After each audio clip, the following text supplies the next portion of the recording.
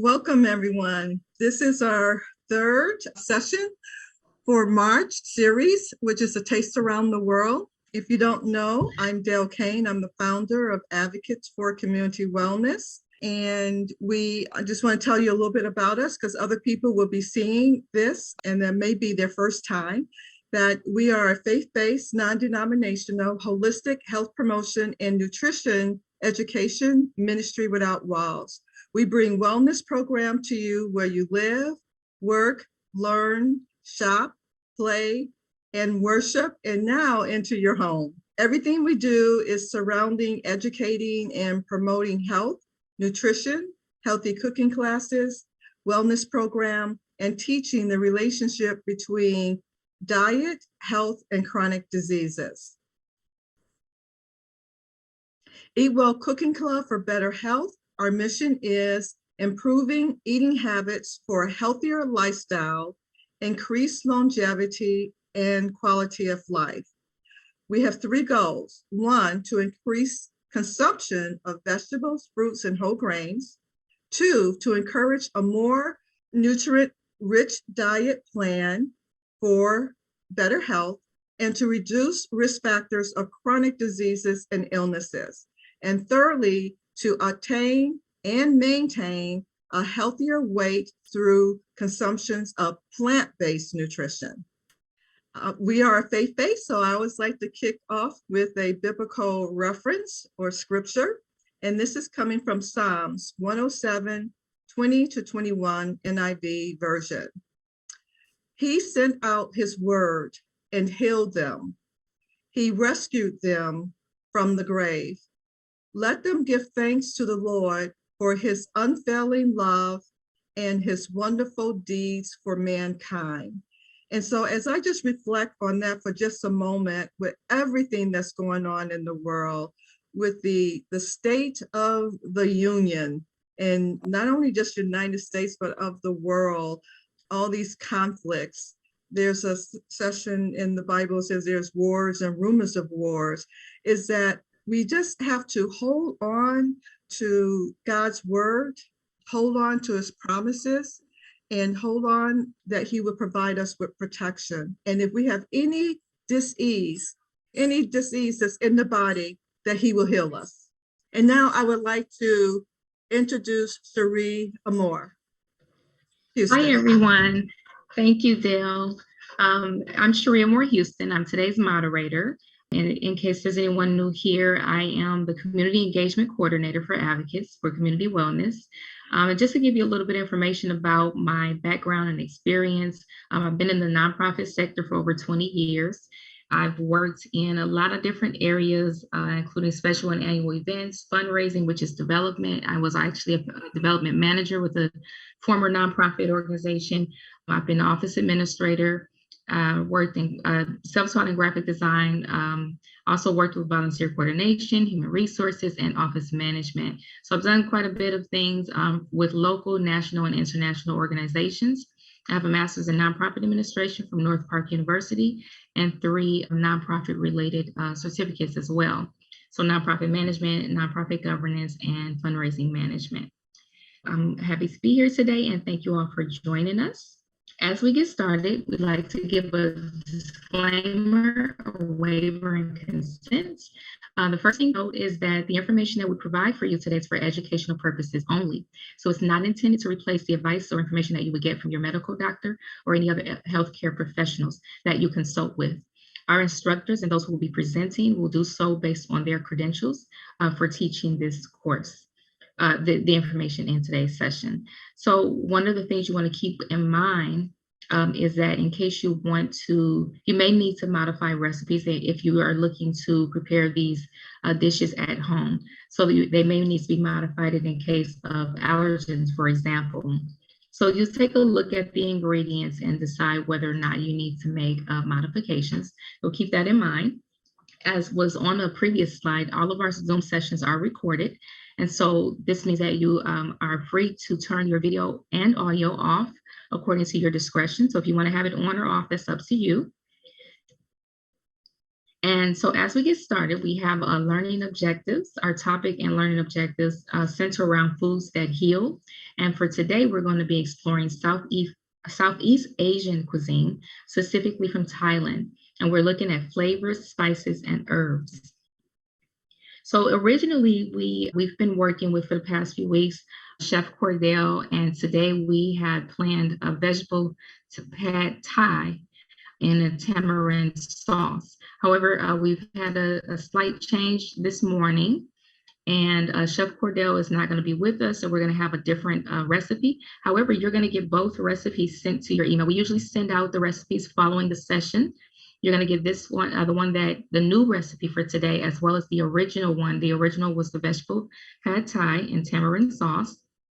And the one for today is, I'll introduce the one for today, and we'll go ahead and get that information to you as well. But just to give you a review before we get started, this is the third week in the March series. So for week one, we went to India, so to speak. We did an Indian dish, a low-fat chicken curry, which because we are plant-based, we encourage you to swap out the chicken with maybe a mushroom or potato instead. And we highlighted turmeric, chili powder, and garam masala, also topped with cilantro as an option.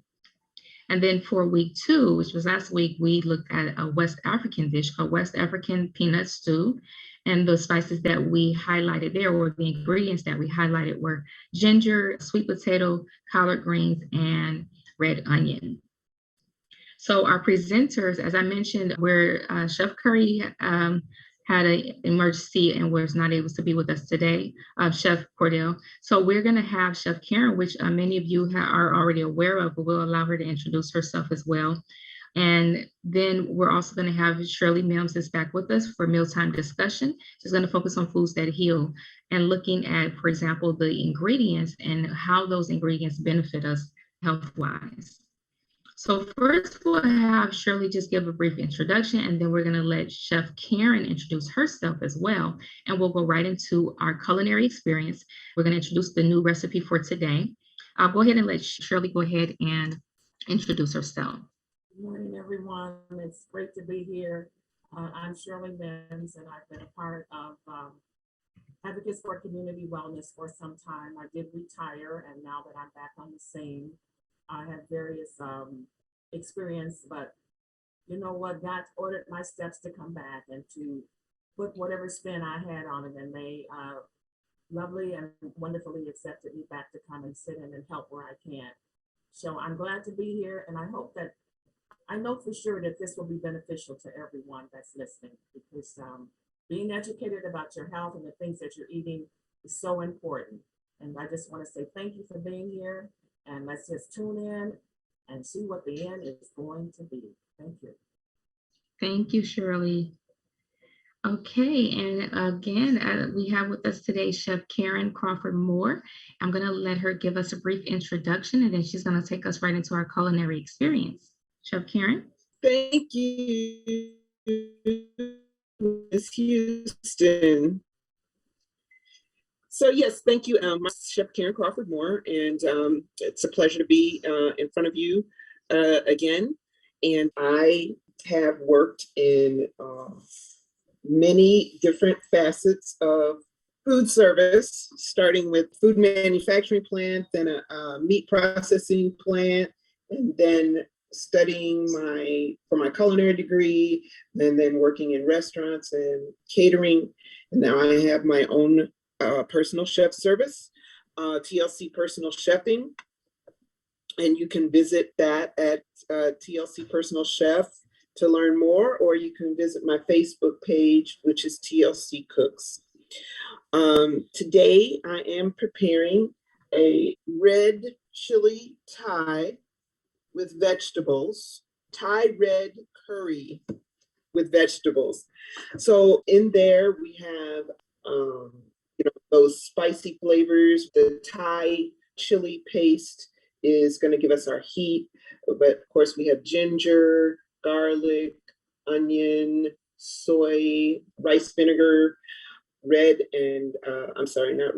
orange and yellow bell pepper, and rice. So let me get right into it. And this is We want to thank Chef Karen for So coming in this is to going to our be kind of a coming in to help us today. She's actually at work, and she is truly a gem. And she agreed to provide the cooking demo after Chef Cordell, he had to go out of town on an emergency. And so we really appreciate her. Okay, Chef Karen. Welcome everyone that's coming in. We're getting started with our culinary experience. We're just reconnecting. So here I have in my skillet white onion sauteing in olive oil and with improvisation on my part. And then I let that cook for just a minute. You want to cook that down to get it translucent. So it's a little, it's not white looking as much as it is a clear look to the onion. So let's see here. Now I'm gonna go ahead and add my garlic, my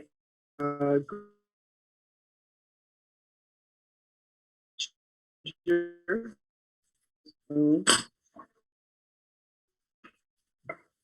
few minutes for the onion. Okay, so next I'm gonna go ahead and add my bell peppers. These are, I have, the recipe said red, I have orange and yellow, thinly sliced.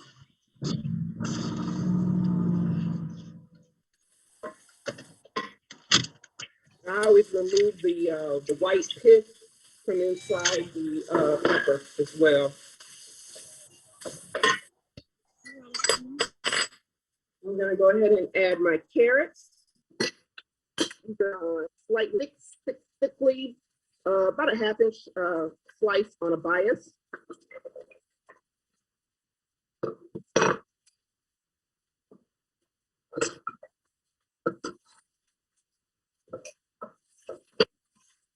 I want to keep stirring so that a while before we started, because it does take about half an hour for jasmine brown rice.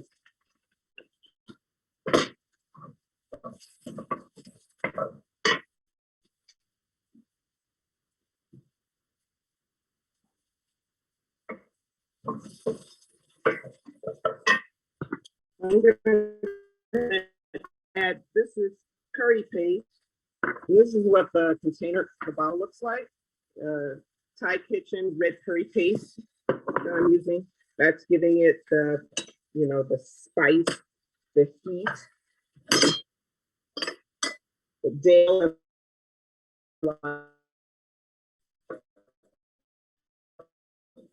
I don't know if anybody else.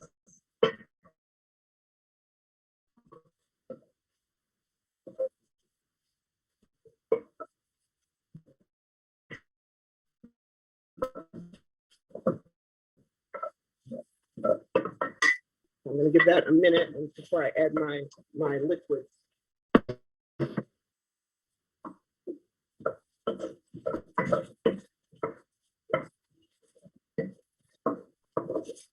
And I think, you could add whatever, if you don't like bell pepper or you don't like carrots, you could certainly swap out for vegetables that you do like in their place.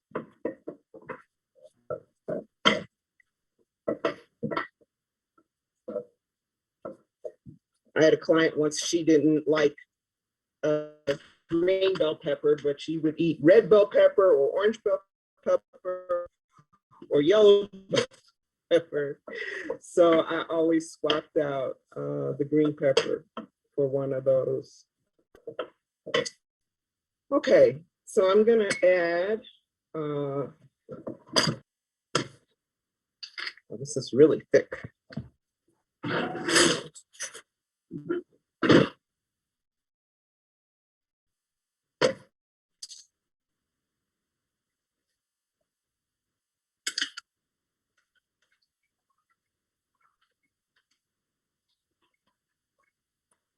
So as Chef Karen is proceeding we noticed that some of the colors of the vegetables that are in the dish, who can tell me what some of those vitamins may be represented just by the colors? You can put it in the chat if you like.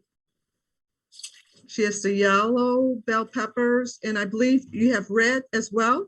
I have orange, actually. Orange, okay. Orange and yellow. Mhm. Orange and yellow, okay, I'll take that.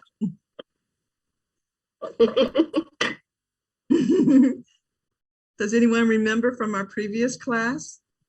Remember that the colors can give you a clue of the vitamins and some of the nutrients that are in a food item. So when we have, I was just looking at the nutritional value of this dish.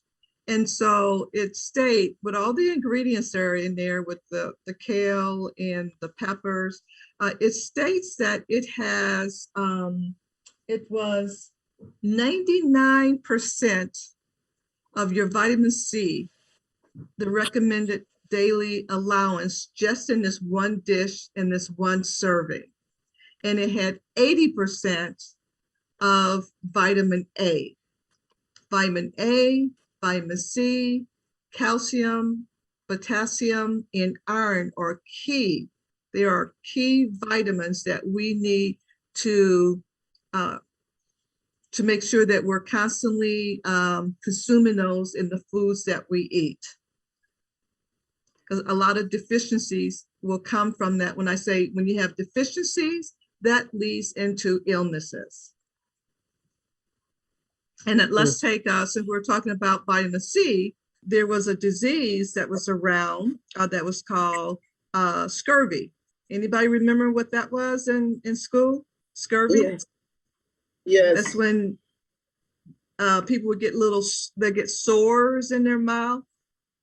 And you remember that? And a lot of the seamen would get that. And so when they start examining, yeah, happening people out on sea. Yes, I remember that part there. That's when they discovered that. And it was from deficiency for vitamin C. So what they started to do, and they discovered that, they decided to put lines on the ship. And they would add lines to their meals and on their food. And the disease just vanished. And that was from a vitamin deficiency. So that can give you a link to how important foods and nutrients are to us. And even today, if I'm not eating my oranges or grapefruits or other fruits and vegetables that doesn't have that vitamin C in it, I can tell. I'll get that little sore in my mouth, and I'll tell you, just eating an orange, 1 or 2 orange, in less than a day, it's like it dissipates. Okay. Anything you want to add to that, Chef Karen? Or any other nutrients that you may have in your dish? And we can't really see the dish. We see the pot, but it looks beautiful. I saw the kale in there. I don't know if you can adjust. Yeah, I have my stand with me, so I'm okay, a little bit handicapped. Okay. I hope you can see it. Oh yes, yes. Right, yes. I'm stirring with one hand, and I'm holding the my iPad with the. Oh, Karen, let's give her applause. She's we were talking earlier. She says, Dale, we really pulled this together. I said, yeah, that's the mark of a professional. I reached out to her at this morning. I am ambidextrous. Yes, it's good. I know some people have full use of one hand, both hands. That they can write with both hands. They with both hands.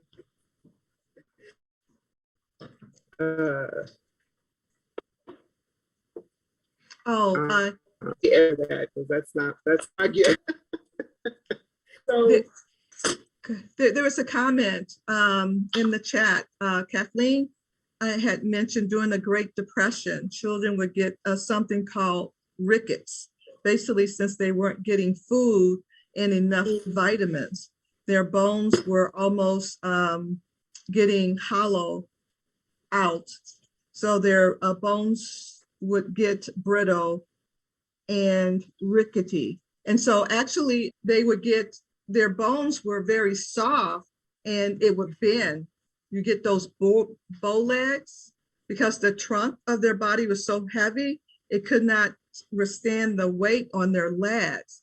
And so that was, they found out that children were not getting the absorption of the calcium from the milk.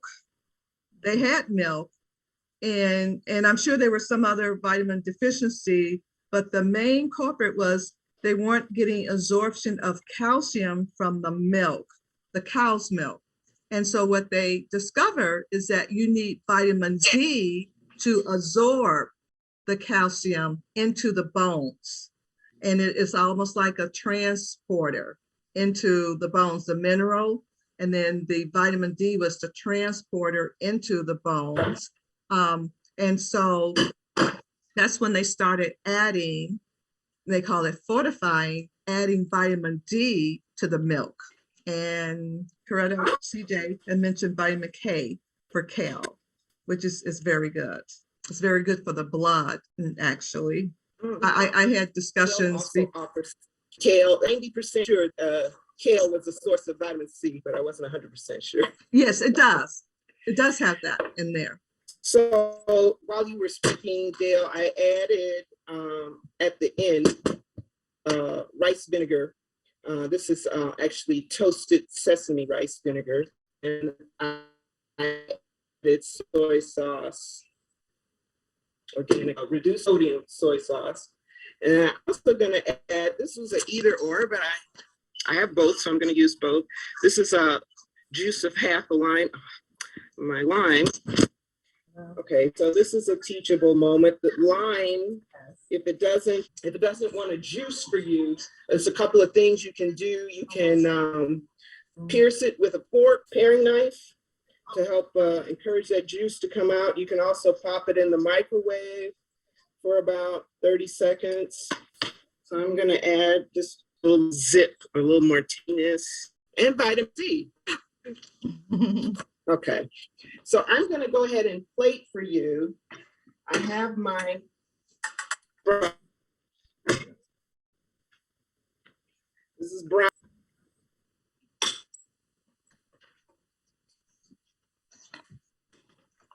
So I can get some of this wonderful from them of the pan, and the carrots.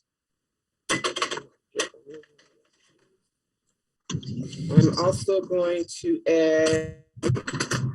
While Chef Karen is doing that, there was a comment. It says, wow, that was quick. And it is. One of the things we do like to do is, do quick and easy and with accessible ingredients. Sometimes we like to, we'll select a recipe that may have an ingredient in it that you're not familiar with. And that's so that we could just expand our palates. This is almost like, it's not, well, I don't think you would call it a stir fry, but it looked like it could be. But in this particular recipe, Right. And let me know, Karen, because I didn't review it really well. Is there any oil in it? There is a little bit of oil, but Okay. Actually, I could have swapped out the oil for some water. Mm-hmm. Or broth, vegetable broth. Mm-hmm. Add more flavor to it. Mm-hmm. Some flavor to it without adding fat. Mm-hmm. I did add just a touch of sesame oil because I thought that would add more flavor. But yeah, I mean, a lot of the Asian cooking preparation is done very similarly. So very similar to a Chinese stir fry, Yeah. Mm-hmm. or a Japanese meal.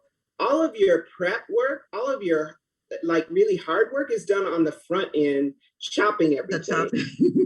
You get what we call our mise en place together. So before we started today, I chopped my onion, I grated the ginger, I sliced the carrots, So, but it's a high heat cooking method. So everything does come together quickly and all of the pieces are small.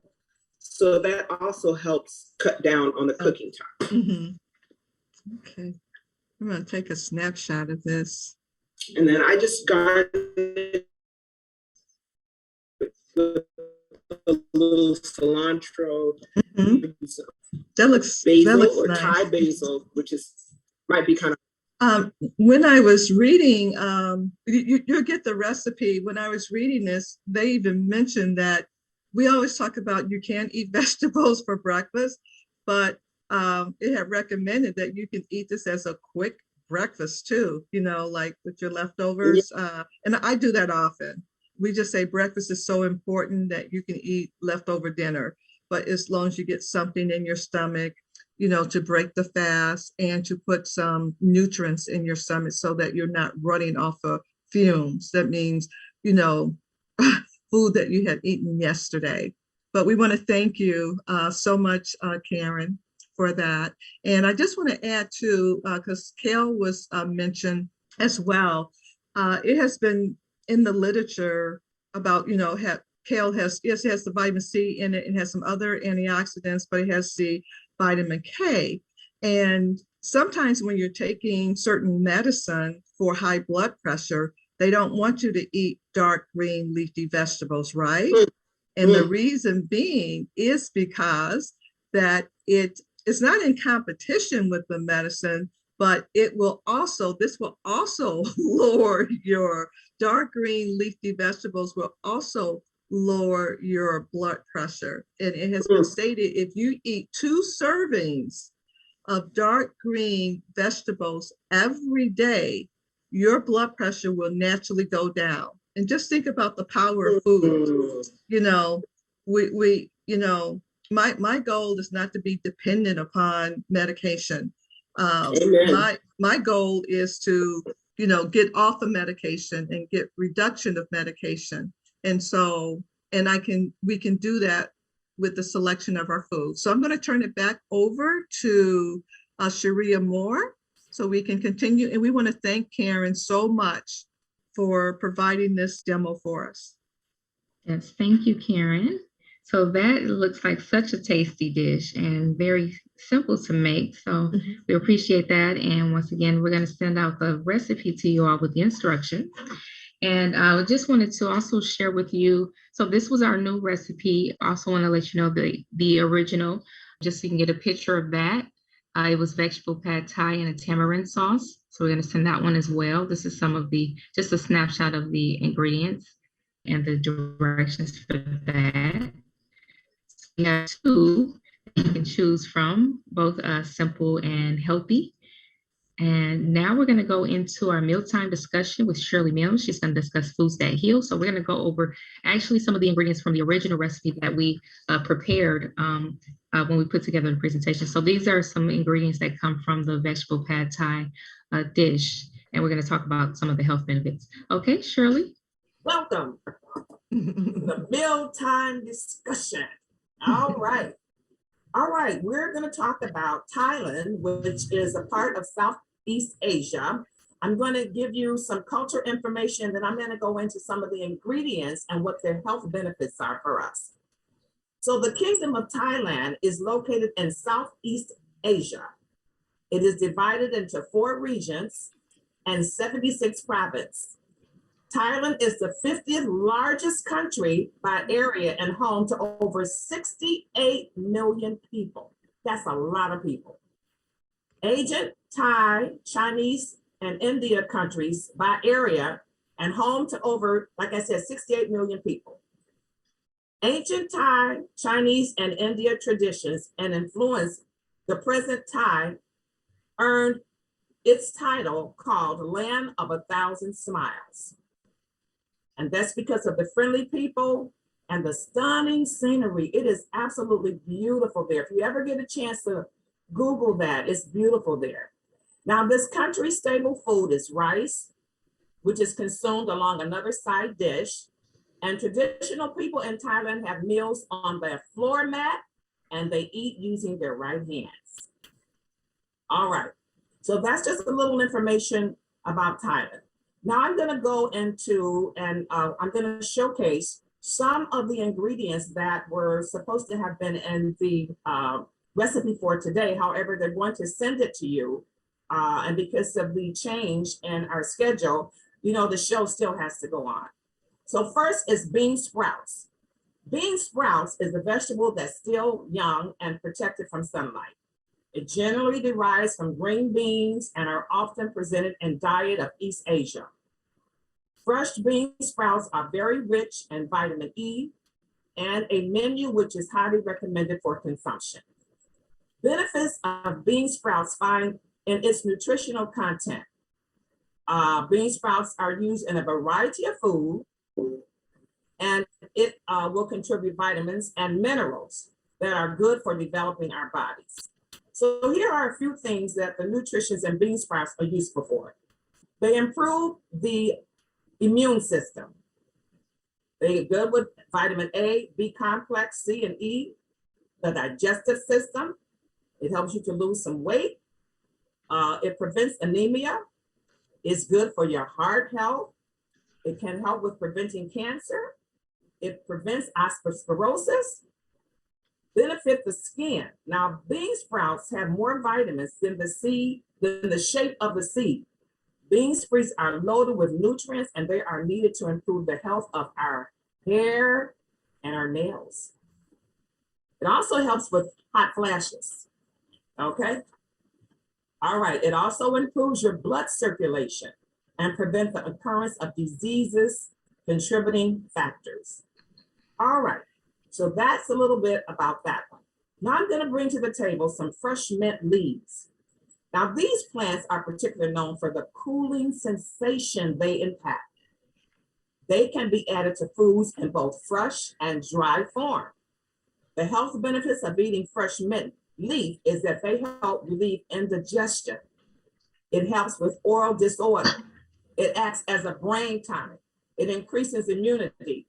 It helps in weight loss. It helps in relieving irregular bowel syndrome. And it also beats stress and depression. Helps in reducing breastfeeding pain, subjectively improves cold symptoms, and it also masks bad breath.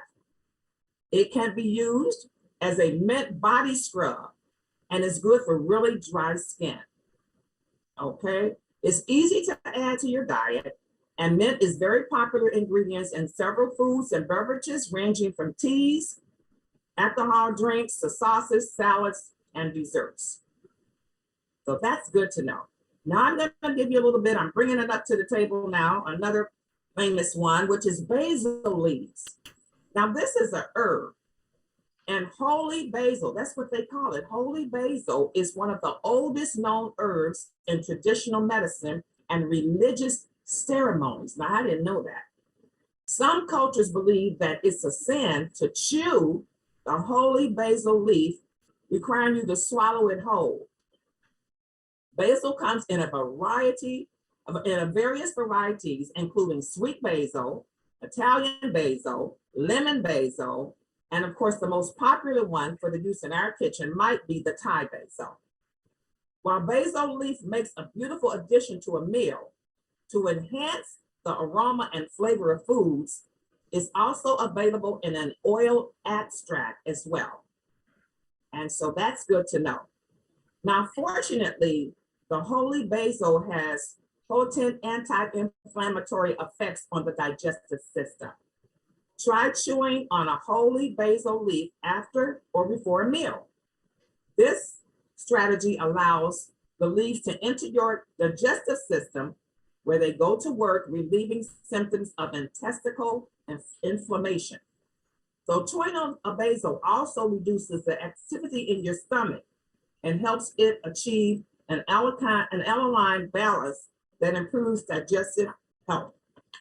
And the last one is one that I have never heard of, and this one is called tamarind. Now, this is useful and is tasty to many diets. This is a native of Asia and Africa, and it's a fruit, but then it's a spice.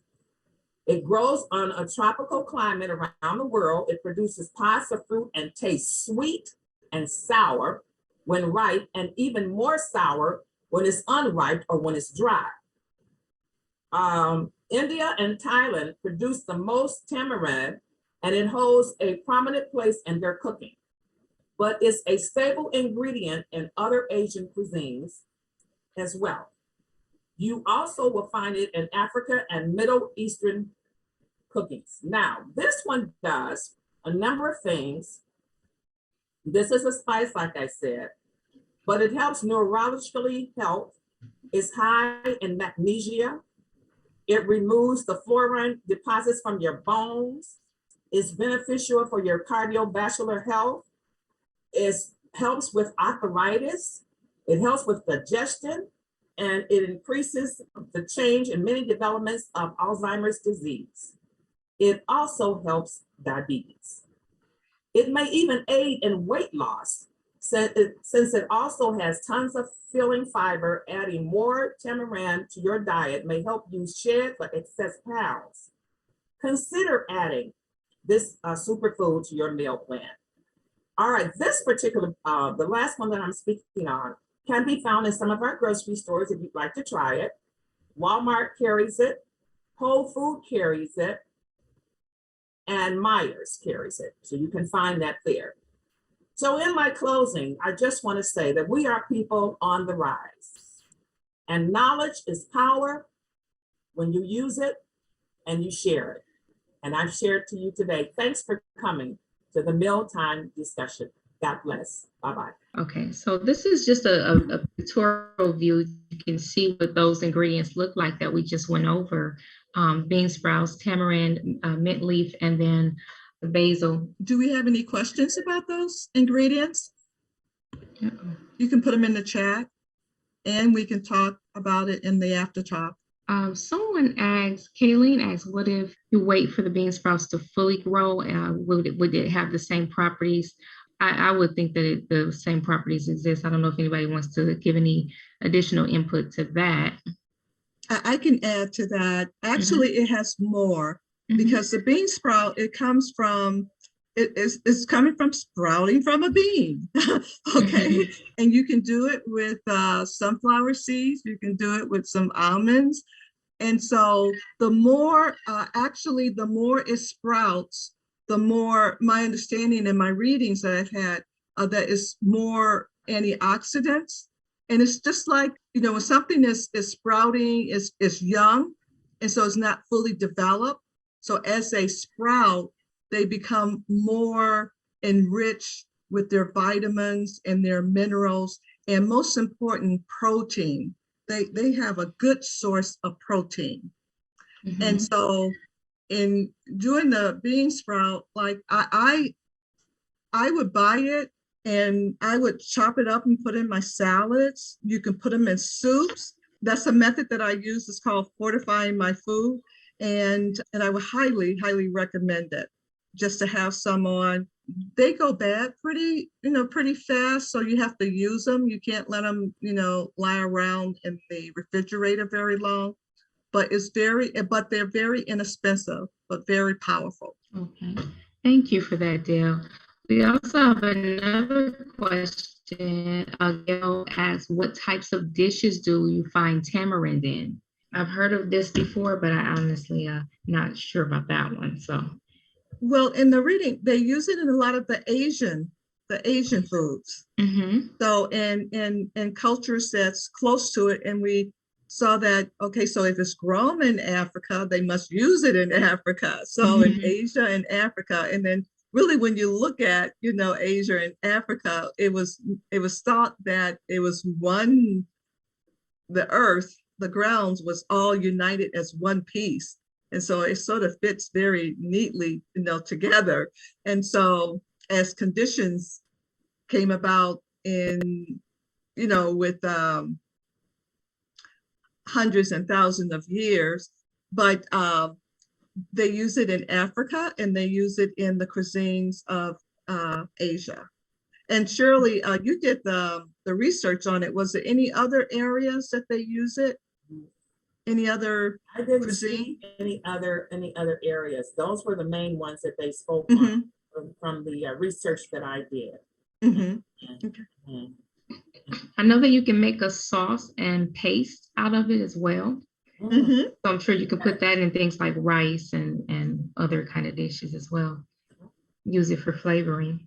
And also Latin foods, Mexican Yeah, I think cuisine to an extent. I can't think of a specific recipe, but I know in the Mexican Latin markets, they have it. Mhm. And India too. I'm just looking at something.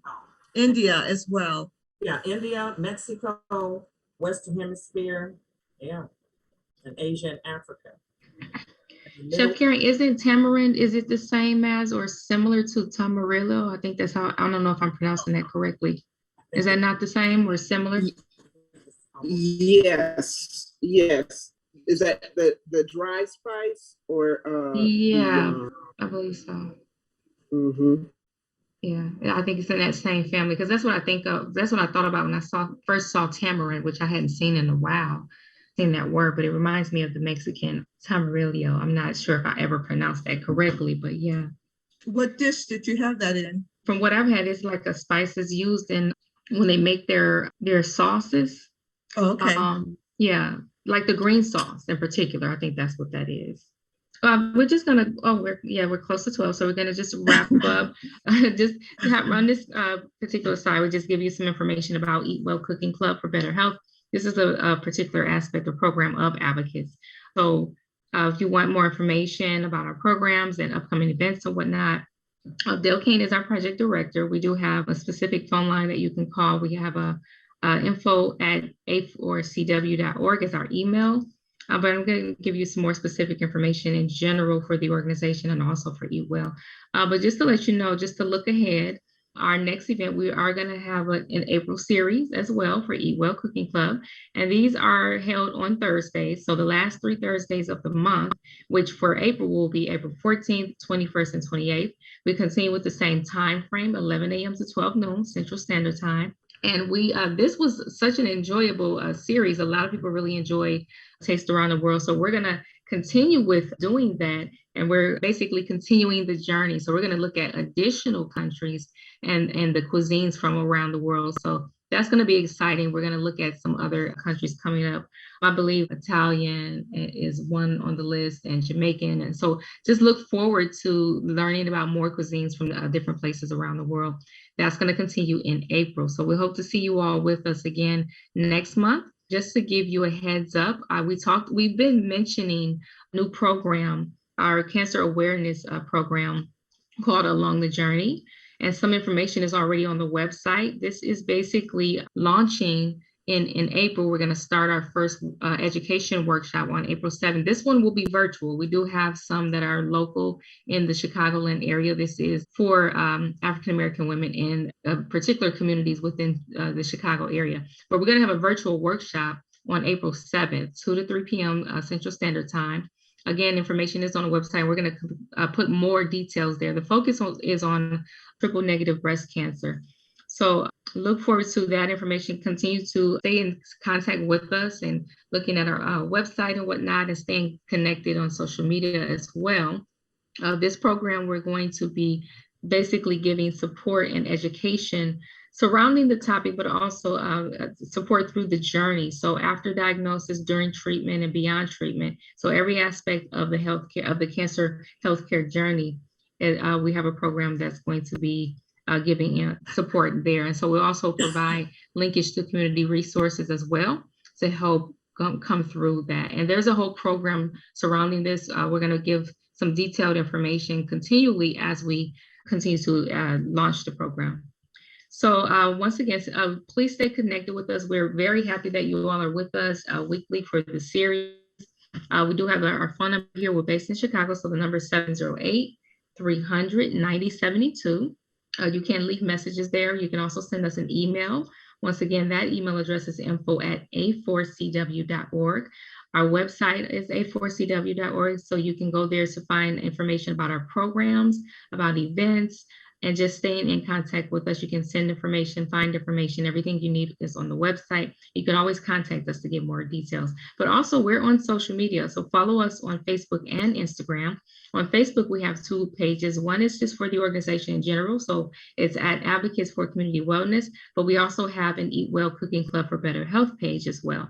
And then on Instagram, Advocates for Community Wellness. Now on our social media pages, we do post information regarding events and upcoming events, but also educational materials. So it's it would be very good if you all could follow us there to stay in contact, so you'll get information about events by that way as well.